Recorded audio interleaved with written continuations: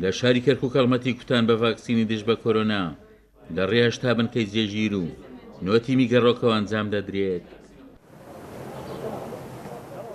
بەڕێوەبەری هۆبەی تەندروستی کەرکووک دەڵێت لە ڕۆژێکدا زیاتر لە 3000 هاوڵاتی لە کەرکووک خۆیان بە ڤاکسینەکە دەکوتن. ڕێژەی خەڵکی کەوا لە کەرکووکە کەوا ڤاکسینەوەت گرتووە کە دوو جەمیانەوەت گرتووە ئەگاتە 12.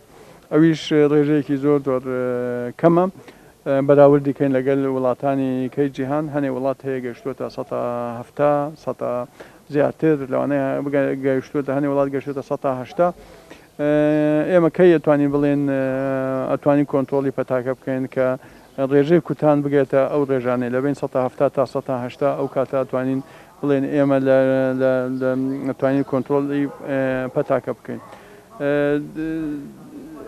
هۆکاری زۆرە بۆ ئەوەی خەڵکی ڤاکسین وەرناگرێ. یەکێ لەو هۆکارانە ئەوەیە کە پرۆپاگەندەیەکی زۆر هەیە دژی ڤاکسین و دژی نەخۆشیەکەیش هەنێک کەس هەیە لەوانێت تا ئێستاگە بڕوا نەکا کە ئەم پەتایە بوونی هەیە چۆن بڕواکە کە ڤاکسینی دژی هەیە. خواستی فەرمانگەی تەندروستی شارەکەیە هاوڵاتیان خۆیان بە ڤاکسین دژ بە کۆرۆنا بکوتن. لێپرسراوەکەی تەندروستی کەرکووک دەڵێت هەرکی حکوومەتە ڤاکسینەکە بۆ هاوڵاتیان دابین بکات و هەرکی هاوڵاتیانیشە خۆیان بەو ڤاکسینە بکوتن.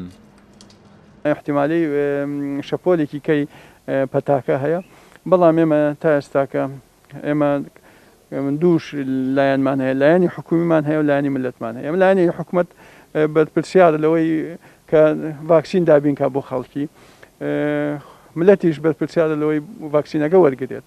ئێمە ئەم دوو بڵێن معادلەیە ئەبێ دوو تەرەفی گەرەکە، نەک بەس حکوومەت بەڵام ملەتشی گەرەکە. ئەمە ملەتمان ئەبێ هوشیار بێت، ئەبێ بزانێ کە ئەم پەتایە مەترسیە لەسەر ژیانی و لەسەر بژێوی، ئەبێ تەنها ڕێگە بەدەستمانەوە تا ڕزگار بین لەم پەتایە ڤاکسینە. بە پێمارێکە دەستکورسات نیوز کەوتووە ژمارە و کەسانی هەردوو ژەمەکەی ڤاکسینیان وەرگرتووە 321,340 کەسە. ژمارە و کەسانەشی کە تا ئێستا یەک ژەمی ڤاکسینەکەیان وەرگرتووە 195,015 کەسە. ژمارە و کەسانەشی ژەمی سێمی ڤاکسینیان وەرگرتووە 37 کەسە. عومەر غەریب، کورسات نیوز، کەرکووک.